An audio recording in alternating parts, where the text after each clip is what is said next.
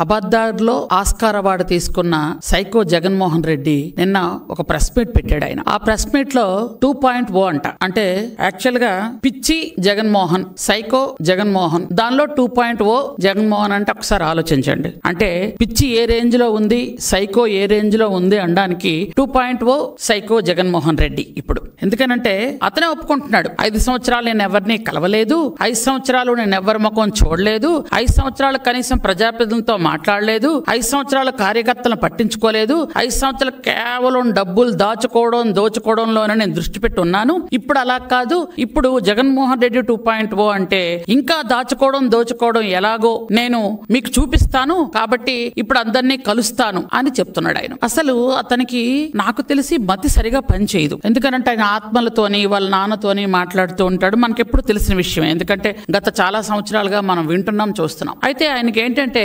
4 సార్లు ముఖ్యమంత్రి చేసిన అభివృద్ధి సంక్షేమాన్ని 2 కళ్ళు ముందుకు తీసుకెళ్తున్న పరిపాలనా దక్షుడిగా పేరు పొందిన శ్రీ గౌరవ ముఖ్యమంత్రి వర్యులు నారా చంద్రబాబు నాయుడు గారిని విమర్శిస్తున్నాను అని కూడా ఒంటి మీద తెలివి లేకుండా మతి భ్రమించి మాట్లాడుతున్న ఒక మనిషి, మానసికంగా పూర్తిగా జబ్బు పడిపోయిన మనిషి గురించి మాట్లాడాలంటే నాకు జాలేస్తుంది. యాక్చువల్ గా అసలు ఏమని మాట్లాడాలి అర్థం అవడం లేదు. ఎందుకనంటే ఆ పాపం ఆ మందులు పనిచేయడం లేదేమో నాకు చిన్న అనుమానం కూడా ఉంది. లండన్ లో తెచ్చుకునే మందులు పనిచేయడం లేదు, పోను సరే ఇంక వేరే హాస్పిటల్కి వెళ్ళాలంటే డబ్బులు లేవేమో, కానీ నేను ఒక పని అయితే చేయగలుగుతాను. ఆయన కోసం రికమెండ్ చేసి సీఎం రిలీఫ్ ఫండ్ నుంచి కొంత డబ్బులు ఇప్పించే ఏర్పాటు చేస్తాను. కొంచెం మంచి డాక్టర్ దగ్గర చూపించుకుంటే బాగుంటుందని నేను అనుకుంటున్నాను. ఎందుకంటే పాపం వయసు కూడా చిన్నది అంటున్నాడు కదా, ఈ వయసులో పాపం పూర్తిగా మైండ్ పోయింది. మైండ్ పోవడం వల్ల ఆయన చేసిన అప్పులు మనం చేసినట్టుగా చూపిస్తూ ఆయన ఎవరితో మాట్లాడుతున్నాడో మనకు తెలియదు. ఎందుకంటే ఆయనకి యాక్చువల్ గా పెద్దలంటే గౌరవం ఉంటుందని మనం ఎప్పుడు అనుకోవడానికి కూడా లేదు. కారణం ఏంటంటే